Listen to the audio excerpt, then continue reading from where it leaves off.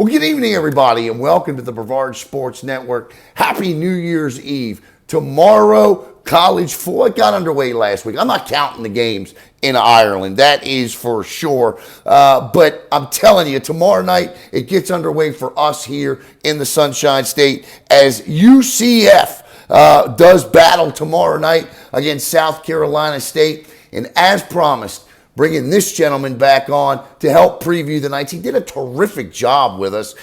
Nobody, and I mean, I've listened to a lot of UCF guys over the last couple of weeks. Nobody knows the Knights better than my guest here tonight from Sons of UCF, and a big Seinfeld fan too, Mr. Trace Trylko. Trace, I know you're out of town, and my first question for you, welcome back to the show. Are you going to be able to make it back in time for the game? Unfortunately for me, and thank you, by the way, for having me back. I appreciate the invitation back. I have a work-related conflict, so I will be watching the home opener on the road from a hotel, which is where I'm joining you. So I hope my internet connection stays with us while we have this conversation. And it will probably be the only game on the schedule I miss. It's just some unfortunate timing, but I expect that UCF will cruise to an easy victory likely overmatch South Carolina State. So I'll be watching remotely, as will many Knight fans across the country, though a sellout crowd is expected in the Bounce House. Yeah, whether it's FBC Mortgage Stadium, Spectrum Sports, it's going to be the Bounce House, and that place is absolutely going to be rocking, Trace. That is a special place that has really developed a niche of its own in college football, hasn't it? Certainly. The Knights have done amazingly well since the 2017 season. Just 2 losses during that time, and that came during the COVID-impacted 2020 season. So big home field advantage, and as we talked about on the last show that I joined you on, 7 home games for the Knights in the Bounce House. So a decided home field advantage. Should be rocking Thursday night against South Carolina State. No doubt about that. We're here with Trace Trylko from the Sons of UCF. And Trace, I think we just need to get underway with immediately with the decision about 10 days ago by Gus Malzahn to name John Rhys Plumlee as the starting quarterback. Talking to some people in the know with the Knights, they said that he and Keene were even, but that and you tell me, and that Rhys Plumlee didn't get a chance to use his legs in practice because you can't hit the quarterbacks, obviously, and there's no running. And that, really Rhys Plumlee is the guy Malzahn wants for this offense that he wants to run.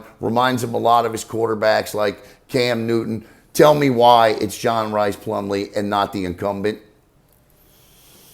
I think you summed it up there. They think that there's more of a ceiling with John Rhys Plumlee. This is a guy, despite this being a packed running back room, this is a guy that can scramble, make some yards with his legs, keep a play alive. Some Knights fans, a lot of Knight fans, have questioned his accuracy as a passer.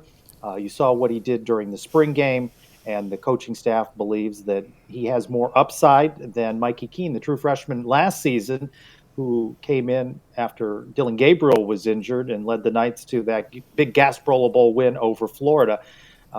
Neck and neck, depends on who you spoke with.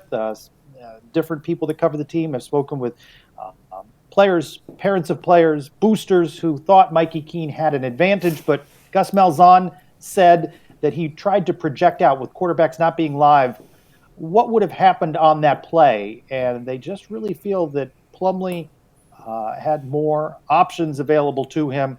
Again, not only throwing, but more importantly, running. That he can keep the chains moving, keep possession for the Knights. Certainly, he's rolling the dice. You mentioned previous quarterbacks Gus Malzahn had during his time at Auburn. John Rhys Plumlee fits more of the mold of what he's looking for. We're going to get to see it against South Carolina State. More importantly, though, no matter what happens in that game for Plumlee, it's Louisville a week later, where he's really going to be tested.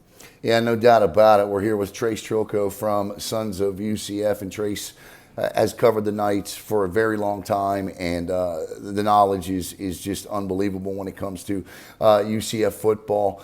Trace, let me ask you this. Is this the first real big, bold statement made by Gus Malzahn? Is this him saying, yes, this is the direction of this football team. I am firmly in charge. This is my guy. This is the direction. Certainly, you could say big decision for him. You know, he made decisions over the course of his first season and the transfer portal. So those were decisions he made. But this is a guy, he said, this is my kind of quarterback, and this is who I want to go with. So high risk, high reward situation, and we're going to see how it plays out. But it does still have Knight fans nervous.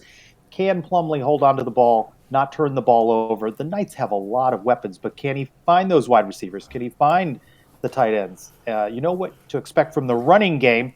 Some question marks, is the offensive line as strong? Maybe that played a little bit of a role in this decision, that Plumlee gives you more options if things begin to break down on the offensive line. I agree with you, though, in your assessment. This is probably the first big decision that he's had to make in terms of player personnel. Going to be interesting to see if it's the right one. Now, I got to ask you, about Keene, because obviously the Knights have dealt with the transfer portal both ways, 18 in, 24 out this year, and nobody that I know in this state has navigated the portal better than Gus Malzahn. I like what the Knights have done with the transfer portal. I really do. It is college football today, and Gus Malzahn, an old school guy, has really seemed to get a grip on this. Does, typically, Trace, we see quarterbacks that don't win the starting job, especially young quarterbacks, like Keene, enter the transfer portal. What are your expectations for him if Rhys Plumlee stays the starter all year? It's hard to imagine that Mikey Keene wouldn't want to at least consider options elsewhere. But you see, not everybody that enters the portal lands somewhere else. The grass not always greener. A year ago, this was Dylan Gabriel's job. Mikey Keene, not a consideration, right? And then Dylan Gabriel's injured. Mikey Keene thrust into the starter's role. And, especially with a dual threat quarterback like John Rhys Plumlee, could he be injured? How many teams make it all through the season with their starter intact? So you're an ankle injury away, right? Or something else happening. And then Mikey Keene right back in a position here to lead this team. But it's hard to imagine that when he's looking at his skill set, what he was able to do during his first season, that this is a guy that still wouldn't want to play major college football somewhere. Hopefully that's not the case. But again, I've talked to folks. You look at the quarterback room a year ago, Dylan Gabriel, Joey Gatewood, Parker Navarro, Mikey Keene. Where are we at now? Right. Dylan Gabriel's in Oklahoma. Parker Navarro has moved on. Joey Gatewood has been moved to wide receiver. Mikey Keene now backing up John Rhys Plumlee. You've got Thomas Castellanos, the true freshman, there as well. They just brought in Timmy McClain, the South Florida transfer, a Sanford product. And suddenly that quarterback room looks different. And so if we're able to get together a year from now, which names will we be talking about? Who will be battling for that starting quarterback role? And how many of those guys will still be on the team? That's a terrific, terrific point again here with Trace Trylko. And Trace, there will be no excuses for either quarterback this year because the weapons are unbelievable. Ryan O'Keefe and company in the wide receiving core, Isaiah Bauer and company in that backfield. I wouldn't be surprised if the Knights threw for, put up 600 yards against South Carolina State Thursday night. So there will be no excuses. But I got to ask you this. Going into this game, I think we expect the offense to move the football up and down the field. The Knights are 37.5-point favorites. What are you going to specifically be looking for? What are three things with this entire team that you're going to be looking for Thursday night? May have lost you there. Have I got you? Yeah, I think I got you. Can you hear me okay? I can. When you're in a hotel and on the road, sometimes there's going to be a hiccup in that connection. I believe you had asked me what are three things that I'm going to be specifically looking for. Most importantly, what do we see from John Rhys Plumlee? Does Gus Malzahn and his staff keep the offense vanilla again with Louisville a week Friday coming to the bounce house? So what do we see from John Rhys Plumlee? That is going to be interesting to me. Also, what do we see from the linebackers and the defense in general? Again, an overmatched South Carolina State team, not a team that you expect to challenge the Knights. And I think, for me at least, special teams. Daniel Obarski, who has won the starting kicking job, has never made a kick longer than, I believe, 40 yards. And how many times will he be challenged? That still remains a concern. Special teams in general. They're putting a couple of new face out there, Devon Wilson, returning kicks. Going to be interesting to see what they're able to do.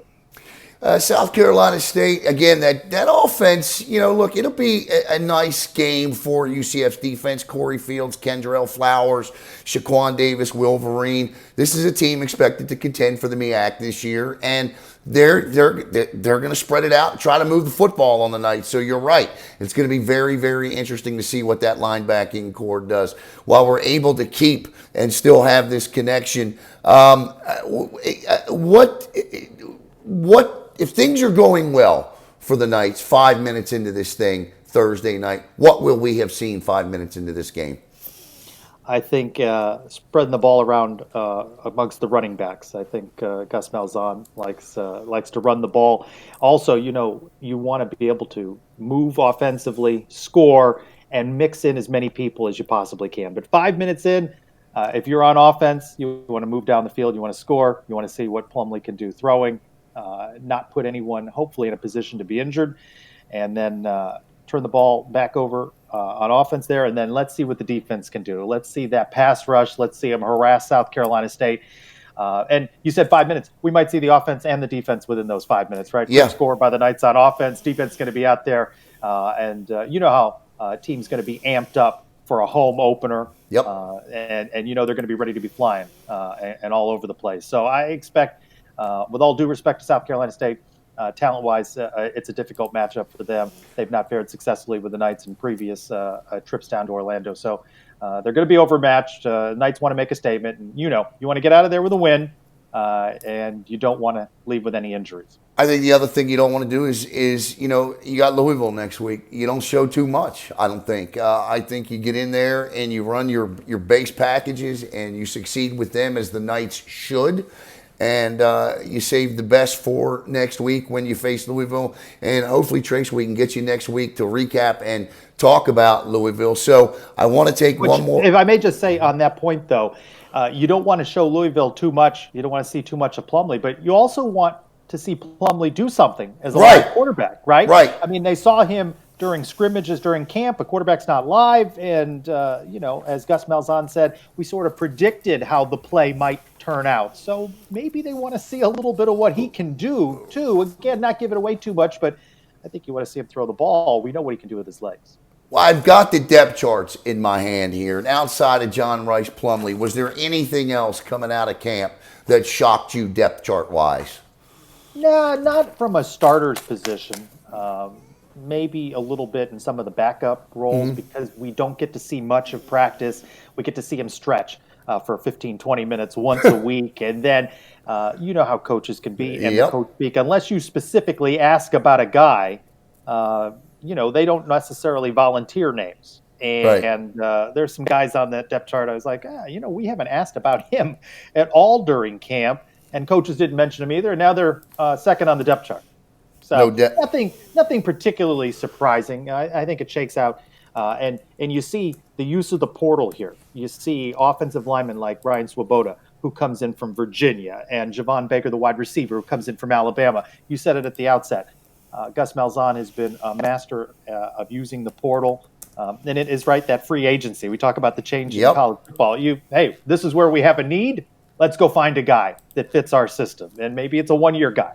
But that's what we need to do as he continues to build up recruiting, putting that fence around Central Florida, the state of Florida, and build for that transition. We're less than a year away from when the Knights move into the Big 12. So he's trying to set his roster a little bit with those young guys as well. Yeah, no doubt. Next year at this time, that'll be all the hoopla as we wrap up here with Trace Trylko. Week 1 preview of UCF Knights football. And Trace, before I let you go, I just got to ask you because this has really struck me.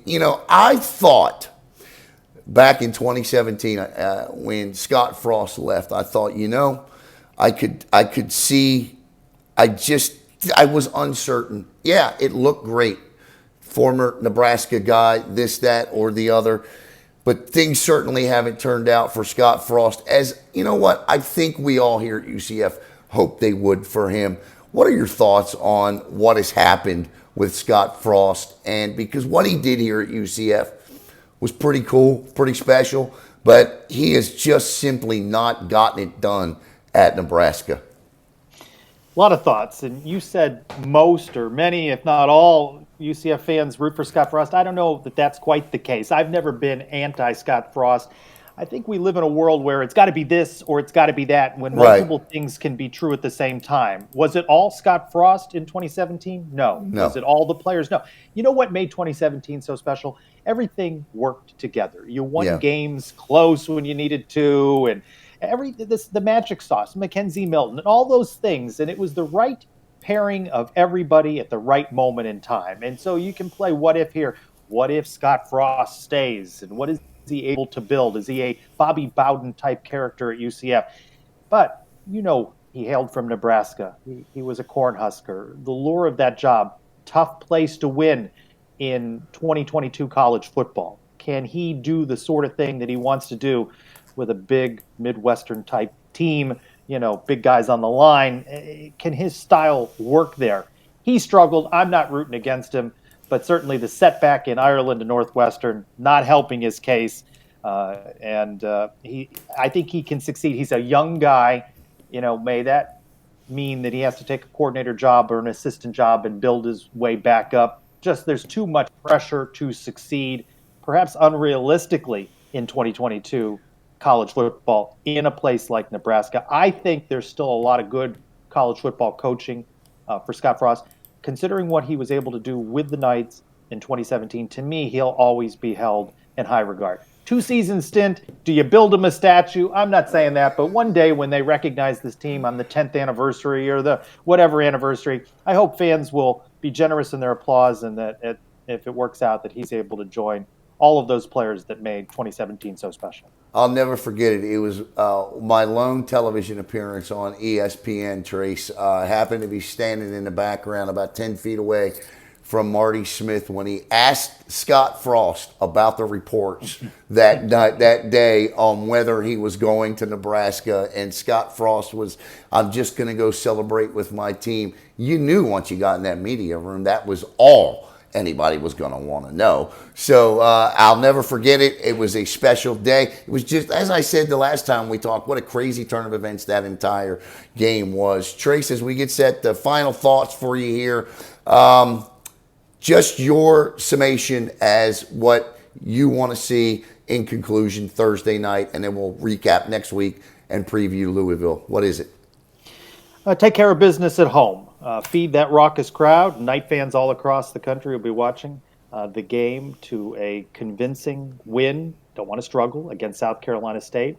Let's see a little bit of what the offense can do in the new look defense, and then get ready to prepare for a very high-profile game against Louisville. Some revenge on the minds of the Knights, certainly after the loss at Louisville, all of the injuries that they sustained in that game, the loss of the quarterback Dylan Gabriel, and how it put the season in a different direction. And you know what?